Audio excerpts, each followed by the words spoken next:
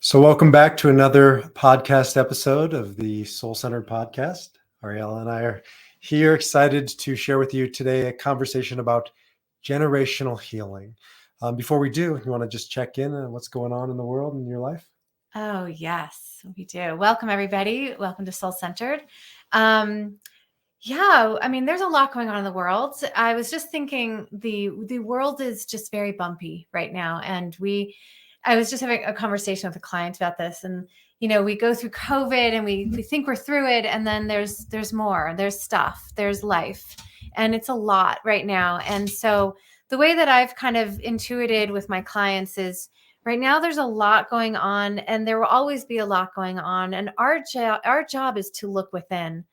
And is to, when you can't do anything else, you have to kind of look within, keep your blinders on, keep going, and find your answers. And what my client said was, she said, and you pray. And you just keep seeing the light and imagining the light. And I just feel like that's all we have control of over right now. I keep hearing Finding Nemo. You probably don't remember. I remember watching with the kids, and Dory just kept saying, keep swimming, keep swimming, keep swimming. So that's definitely one piece of it. The other is, and as it relates to generational healing, I think of the words of Admiral William Crowe, who said, in times like these, you can be sure that there have always been times like these. Mm-hmm. And, as we're recording this, Russia's making war on Ukraine. A lot of innocent people are in harm's way. It feels unfortunately familiar, even if we haven't necessarily been through something quite as explicit as what led to World War II, and God willing, we won't get there. But, we turn to the past. I think we need to turn to the past in order to weather the storms. And I think of roots, trees that are rooted weather the storms. It's and I don't know much about trees, but I know that the trees with the less substantial roots are the ones that get blown over in the wind. And so, during times like these, I think it's important to really look at our roots, which is really the nature of your work, going down into the soil of where we come from, those who have come before us, generation upon generation. You're, as Dr. Wayne Dyer says, you're the sperm that won the race. Mm-hmm. You are the victor, but it's not just the sperm count that you won. It's generation upon generation of survivors. You are born of that winning lineage. Absolutely. And I think it's tempting to look at the flowers and the trees and, looking outside and we have 5-degree weather. And it's so tempting we want to see the beauty. We want to see those flowers. We want to feel the leaves and we want to see all of that beauty. But the truth is it wouldn't be there if it weren't for the roots. Right. And what I've read about trees, because it's so fascinating, this connection between trees and roots and ancestral healing, is that the more the wind blows, the more the rain comes, the more the leaves fall and the seasons, the seasons come and go, the stronger the roots. So you would think it was the opposite, that the roots would start coming up. But I mean, look how amazing it is that if you focus on the roots and you focus on how heavy and strong they are, you become stronger. The more we dig deep, the stronger that we become, the more our leaves grow, our flowers blossom. But if we just focus on what's here, we're missing half the beauty of the tree. That's why I'm not a huge fan of traditional psychotherapy, at least in the Freudian perspective, because you dig back into the past to find what's wrong. And what about digging back in the past to find what's right? Right? Mm-hmm. Can we go back? I mean, partially you do need to deal with family traumas and work through the generation upon generation of wounds. So I'm sure we'll touch upon that. But you also need to go back into the family. What's the opposite of trauma? Light. The resources, the resilience, and draw upon that and know that that is in us. I'm preparing for a talk that I'm giving on history, and there is no Hebrew word in the Bible for history. Mm-hmm. It's memory. And a rabbi named Jonathan Sachs says the difference between history and memory is his story, her story, their story. Memory is my story. It happened to me, even if I wasn't there. I am part of that generation that went through it. And Can I channel that as my story because it's alive, it's present. Even if it happened then, it's part of me now. Yeah, I think it's interesting because I work with women that say, "Well, I don't want to go backwards. I've done that in therapy." And it is very different when you're dealing with generational and ancestral healing. It's almost like what you said, it's a memory. It's remembering that there are pieces of your DNA, whether you like it or not, that are deeply intertwined with your history, with your personal, like your ancestral lineage. There are pieces of you that are so familiar to the inner workings of your ancestors. And so it's not about going backwards to pick apart and pick at a scab, right? Like I hate the idea of doing that.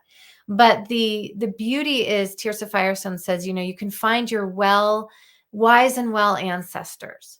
And yes, you do need to go back in time to what I do is we go back and we break up some of those ruptures in order to remember that there's a lot of beauty in the ways in which our ancestors lived. And sometimes what happens is that we need to go back so far back because our most recent generations that we remember, they are flawed, they are traumatized. We all are traumatized. But sometimes we have to go really far back in time to gather some of those really beautiful ancestors that are our healers, our helpers. When I don't know about you, but I intuit that my grandfather, who died about 31 years ago, he is a guide, right? And so the goal is to find somebody in your ancestry that is a healed ancestor, that is more of a guide now, that can help guide you in this crazy, chaotic world. And along those lines, the client that says, I don't want to go backwards, I think you're right to say, you're not going backwards. It's now. But now is you carrying that memory, that energy. Mm-hmm. You are the sum total of that life that came before you and their lives and their lives and their lives. Like, we're so sometimes arrogant to think that I'm unique. And in a way you are. You're your fingerprint unique, you're your soul print unique, but you're also the genetic memory of these people. You're the emotional memory, all of the hope. I mean, think about our kids, the hopes and the dreams and the sacrifice and the sweat and the tears that have gone into them. And they carry that forward and they pass that down, God willing, and so forth. So that's present moment energy. Right. We're not talking about, there is no past. Like, I don't even know what that means. Mm-hmm. Going into the past, where does that go? There's just now, but it's within you. Right. And so it's a different way to think about going into the past. Right. I mean, I think about things that have been, most of the time when we think about things that have been passed down from generation to generation, we think of the bad things, right? Like, I have thyroid issues. My daughter has thyroid issues. My grandmother had thyroid issues. My mother had thyroid issues. I'm sure there's a line of women down my line that have had thyroid issues. So we often do go for those genetic markers that we want to get rid of, things that are passed down. The beauty in that, what Baruch is saying, what you're saying is that there is no past or future. There is just now. And the beauty of healing, let's say, thyroid disease from generations of your family, it doesn't necessarily mean you're going, it doesn't mean that my daughter is guaranteed to heal from thyroid disease just because I'm doing the work. However, there's a very large percentage of hope that if you do the work of your ancestry, if you heal the energy and emotional baggage and stuff behind the thyroid disease, then your generations have that better percentage of moving past it. Yes, they may also have it, but can they live a life that is more free and healed than you live? I think that's the hope also for all of us, is we move backwards in order to move forwards. Whether you have children or not, it's for humanity, right? It's that hope that we don't traumatize our kids. We help them heal and move forward. I think about the pandemic. I was just having a discussion with another client that she's terrified of this whole pandemic traumatizing our children and what it will do for generations to come. And, there's two ways to look at this. So our obligation is to realize that we are the past, right? We are somebody's, God willing, ancestor. Mm-hmm. And how we handle this is how they will inherit and handle it. Right. And so, I would say to your client, she's not a victim. She has agency. You don't have to wonder. I can tell you how my kids will handle death. Why? Because we take death head on. My kids are comfortable with death, talking about it, because I grew up in a home where there were shadows that were off limits. You don't talk about my grandmother's depression. You didn't, when she died, you didn't talk about her suicide, didn't talk about the family's struggles and whatever. And I committed to not living in the dark because I knew what it felt like. I felt disempowered. I felt like a victim. Right. And so, I see a lot of people, as an example, who tiptoe around death because they don't want their kids to hear. We were even with somebody, I remember who it was, I won't say who it was, who said, don't talk about death. My kid is in the room. Right. Like, oh. What? Like, huh? Like, this is a guarantee. And it doesn't have to be scary. Watch the movie Soul. I'm writing about it right now. The Disney movie Soul. If you want to talk about a new way to think about death. But the point, though, is to take back your power and to realize that you get to effectuate your kids' response and their kids' response and their kids' response to COVID. Right. So you want them to not feel victimized, then teach them how to be resilient. Right. It reminds me of that movie. I think it was called A Beautiful Life. I'm not sure. It was a Holocaust. It was a Holocaust. It was a father who had his children were in the Holocaust with him, and his son. It was so long ago we saw it, but maybe he was a little in denial, but he created this beautiful reality for his child. And it's not that, I was talking to somebody yesterday and she said, I have made the very best decisions for my child in COVID to make sure that she feels her feelings and notices all the stuff around her, but that she's resilient and she's created a world even inside COVID that she can feel powerful in.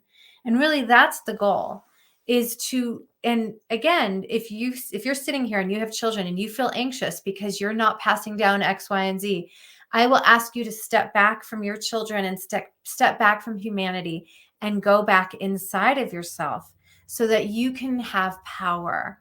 You can only change yourself. You have, like Baruch always talks about, responsibility. You have the ability to respond to everything that happens to us. Yes, we're going to be anxious. Yes, we have stuff, but it's the ability to respond to that's what you're teaching. And you probably have messed up like us. But the key to ancestral healing is to say, I have stuff coming up right now that is more than just, let's say, COVID or, God forbid, war or whatever it is. There is so much of our own trauma in the day-to-day. You don't notice it pre-COVID. You probably didn't notice it pre-COVID because you were just living your life. But now that COVID rocked our world, majority of what we've been dealing with is ancestral. I have felt in my healings, like when I see clients, when we're working with trauma, I feel the presence of like many ancestors. They stand, I do it like when I do intuitive work, they stand on a stage and they kind of hover over the client. And the whole energy is that they've been through it too. Like there's so much support right now in our past that they feel like it's a pivotal moment to help you recognize that there is so much love here and support that we can get through it, but we have to face it. We have to face them, right? We have to turn to them and face them and say, to remember. Yeah. Zachor in Hebrew, it's remembering. But Zachor in Hebrew the verb is an active. It's not a passive. Remembering is passive. Mm-hmm. From a Kabbalistic perspective, memory is an activity. It's something you have to do, which is why, like on the death anniversary of a loved one, we light a candle to show, right, that I am actually going through the process of memory, or giving charity, or saying a prayer, or talking about your loved one. That's an active defiance. This is Dr. Frankel talks about the defiant power of the human spirit to make a stand. And what you're saying in these moments of tragedy, he talks about turning tragedy into triumph. And yeah, we're going through COVID, but guess what, kid? You're alive. You've survived. You're resilient. Like, what about that message to counteract the, woe is me, I'm scared, I'm a victim, I'm afraid? That's okay. Feel your fears and now realize the other side of that fear is triumph. Right. And I think it's about looking back at ancestral trauma, but as I say that word, it's also ancestral triumph. I think about my grandpa Jack.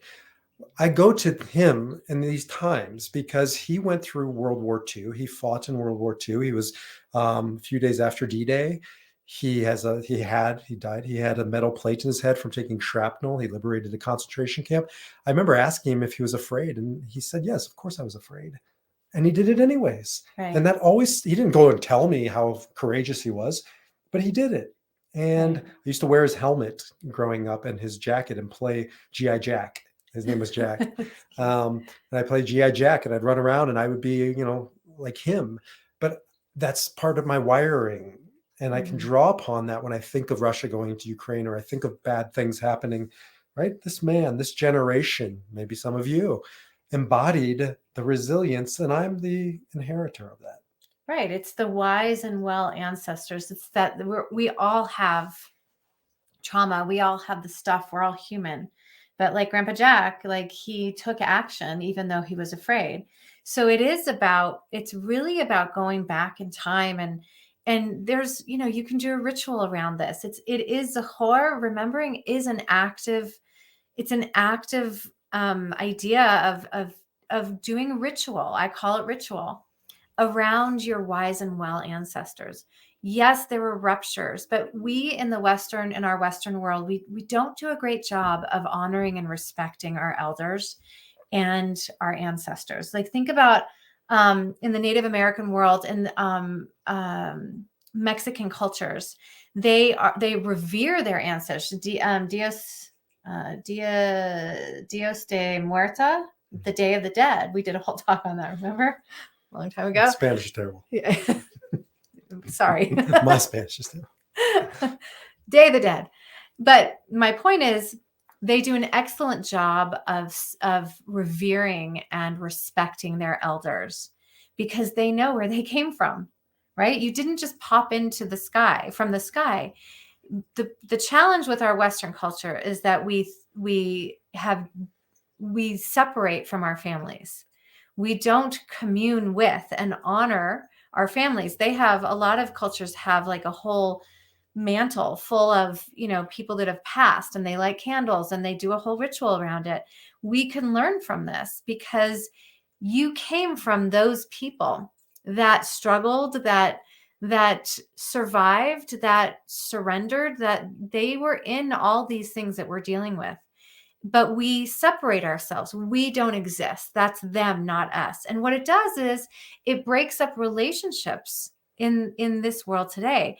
If my mom died 3 years ago, and I wish I would have really understood all these things when she was going through her cancer, because I feel like I was so caught up in the, just the stuff of life at that point. But I wish there was more of an understanding or an honoring of our people, because I think relationships would be healthier and healed.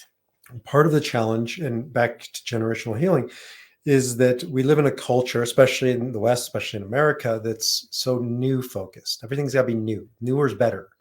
I mean, just look at gadgets. I got 60,000 of them right here. And newer is better. It is in regards to laptops, but it isn't in regards to ideas, in regards to kind of core values. And I see it in the New Age movement, which drives me nuts, which is people acting like it's their original idea. Because in the Kabbalistic tradition, you're supposed to cite the person whose idea was. And so you'll read in these mystical texts, so-and-so said in the name of so-and-so, said in the name of so-and-so. Sometimes it becomes crazy, get to the point. But what they're trying to say is actually ancient is more powerful because it has a thread that goes through history. And if something is true, it was true, it is true, it will always be true. And it can't be new. A truth can't be new. It must be. Now, maybe we haven't been able to see it, like science hadn't really discovered it. It was always there. So can we start looking for the truths that go beyond the moment, that anchor us backwards, that anchor us forwards. That's what we're talking about, because then you're rooted. Right. You are somebody's roots and you have roots. And then you don't feel so alone, novel, new, on your own when the shit hits the fan. And how do I get through this? You don't have to get through it because your ancestors did and your progeny will. You just play your part. Yeah, I love that. It reminds me of this idea that I do when I do intuitive work, is that a lot of the people, the ancestors that come up to help heal their family member, the person I'm working with, they are, as I said before, they are from long, long ago. And often we need to go back in time to help that person heal. We all die unhealed. I hate that, but it is true. We're all going to die with things that we didn't get to do, or that that we're unhealed from. That's how we pass down these things. That's how the next generation learns. And so what happens in these sessions is the most beautiful thing is that we hear stories. Like, part of ritualizing and part of memory is to listen to the stories of your ancestors. You can do this in your own meditations. You can do this in your writing and journaling. You can do this in sessions where we listen to the stories of the ancestors and we hear the deathbed regrets. And we go in and we help heal the ancestors. And what happens is that ancestor then becomes one of your guides and helps you heal. When you help somebody, they help you back. When you give to the universe gives back to you. When you honor and you respect and you help heal your ancestors, they want to be there for you because they are more freed up to then move things forward for you. So if you intuit that there's a wise and well ancestor, it can be your grandfather. It's my grandfather. There's others. But if you intuit, especially if you're dealing with one specific thing, right? If you have heart disease in your family and you intuit and you know that there's been generations of it, you can go to the source of the person who kind of started the heart disease, and you can figure out what are the emotions and energies behind it to help clear them, which helps clear you. So let's each do a couple stories, real life stories. I'll buy you some time to think about it. I'm going to do one of tragedy and triumph, of redeeming ancestral trauma and healing it, and another one of drawing upon ancestral triumph. This is all off the cuff. So yeah. Give you some time. Tragedy is my great-grandfather, Baruch, changed his name to Ben, came to this country and hid because it was not a safe time, literally, for a Jew when he was coming over as a merchant peddler and to make his way. So he assimilated as much as he could, endured a lot, didn't speak the language, had no money, scrapped. And in that process, he was resilient, except somebody paid a price. My grandfather didn't get anything emotionally from his father. And he learned how to parent to father from his father and passed it down to my dad. My dad didn't get a lot from my grandfather, a good man who contributed mightily, but didn't give a lot of love and nurturing. My dad did give me a lot of love and nurturing at the best he could. And I've really tried to take that farther than my dad. And I can see a healing process. And I've always thought about that since I've had kids for the past 20 years, that I'm part of what we call in Kabbalah tikkun. I'm part of a repair. And I don't think I ever judged my grandfather. My dad judged his grandfather, Baruch. He went through hell. I mean, the resilience he had to endure to survive in the early 1900s and as an immigrant, a Jew in this country, I can't imagine. I don't know. I will never know. So I can take his journey farther, right? My grandfather took it farther. My dad took it farther. I took it farther. My children, God willing, will take it farther. But there's a generational healing that I can feel I'm participating in. That's a healing. And then a triumph is a client of mine, less esoteric than Ariela's kind of work. Mine is just more into the memory, and maybe it is esoteric. Maybe it's a spiritual thing, but it's also a psychological thing. My client was struggling with feeling like his parents didn't empower him to be fearless, and he lived in fear. And I took him back in guided meditation many times to, okay, if we can go to a person that you could draw strength from, who would it be? And it was his grandma. I think her name was Dora. Grandma Dora was a source of strength. And he only knew her as a kid, but we went back into his memories and we sat with her and we talked to her. And, I took him through this visualization process that, Ariela does, called The Journey. And we really, she mentored him. and she became a mentor. And now he sits with her in meditation when he needs to feel fearless.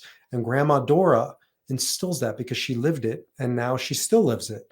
And I think generational triumph, right? Her example in her life continues to heal now this man. It's beautiful. Her grandson. Great stories. Yeah. Yeah, I mean, I think it's powerful work, and it doesn't matter if you can't see, or if, I mean, what you did was quite, it was deep. It was deep heart work. That's the stuff that moves the energy and moves your client and yourself forward for your future generations. That's the healing. I have two stories. One is that my father's father, and many men, I think, on my father's side, have died of heart attacks. Heart disease runs on his side of the family. And I've never really connected with his father. Died way before I was born. And in my sessions that I do on myself, I never connect with him. I've just kind of always felt like, what the stories that I was told was that he was very racist. He was very sexist. He was a gambler. He was anti-Semitic too. I think he was anti-Semitic. You're the repair. I'm Jewish. There's a lot of stories in there, but I've heard a lot of different things about him, and my dad has good stories as well, but there was a lot of stuff there. And so I've just always said, like, that side of the family, you stay away from. And what's happened in the last year, I mean, not to get too personal, as I've gone through perimenopause and menopausal things, is that I've had heart palpitations, and it's prompted me to go to cardiologists, etc. And what I've intuited now is that I need to connect to my grandfather. I don't know him, but he's come to me in my sessions with myself. And basically what he says to me is, this is not yours, but this is in the genes. It's judgment. It's like, what closes the heart down? What closes the heart down is hating the other, is not free flowing. It's not love. It's hatred of the other. And so there's genetic and ancestral lines of racism and just hate and anger, mostly at themselves. And I've always wanted to stay away from that. But what he said was, you need to look at this. Not that I'm racist, and I'm also Jewish, so I'm not anti-Semitic, but I need to look at my own hate towards, whatever it is, and my own judgment towards myself, towards others. I needed to look in the mirror and say, he's still part of my family, even though it's not pretty and it's not something I'm proud of, and I don't even know him, but he's still in my blood. And what do I need to do to help the next generations and myself to live more open-heartedly? So he has been a teacher, and I've helped him free some of that, and he's been very grateful. So that is kind of like a more personal story. The other story that I have is a client from a long time ago that I had a daughter who passed away at a certain age. I think it was like 5, 6. And what came out was, there's a line in her family that had 5-year-olds pass away. All daughters, all at 5 years old. There was like a history of this. And what I saw in the healing was a Native American man that came to do this healing with this whole family. And what she said was that her family was Native American. And what I found in the healing was that there were rituals, kind of like sacrificial, like long time ago, that were rituals that have been passed down. And it wasn't a curse, it was more of a patterning of death that have occurred within this lineage. And so what we did was we healed some of those patternings, and it helped her understand her lineage. It helped her understand the patterning, and it freed her. And this is the beautiful part of ancestral healing, is that it helped her understand the patterning of maybe perhaps why her daughter died at that age, but also what can she do about it, right? The answer is never, let's go backwards and stay there. The answer is, okay, now what do we do with it? And this helped her. She has 4 other children. And how does she parent in a way that frees her from this worry, from this fear? And how does this affect the rest of her children's children? Right? So removing those patterns, those beliefs, those blocks, the patterns helps, move your energy and your children's and humanity's down the line to free up the patternings. Great stories. And, just wrapping up, it helps us transform, as another teacher of mine, Edith Eger, says, from victim to survivor. The victim says, why me? And there's just no answer to that. And it doesn't mean you're wrong for we're all victimized. Edith says, however, we don't have to take a residence in being a victim, which is the victimhood. And we live in the victimhood. And we sit there for the rest of our lives saying, why me? Why did I inherit these genes or this trauma? And a survivor says, now what? Now what do I do with that? How do I exercise my agency, autonomy, power? What can I do to effectuate change, to break the chain, to carry the fire, to play my part? Right. And that's, I think, the work that we're all here doing, a long chain that goes back to the beginning of time and, God willing, continues. And we are that link in the chain, right? Yeah. Doing our part of healing and carrying and finding ways to do each of those. Really, when you say that, I think of the story about the acorn. The tree, the oak tree starts as a little tiny acorn, and it grows into this magnificent tree, but it starts as a little seed.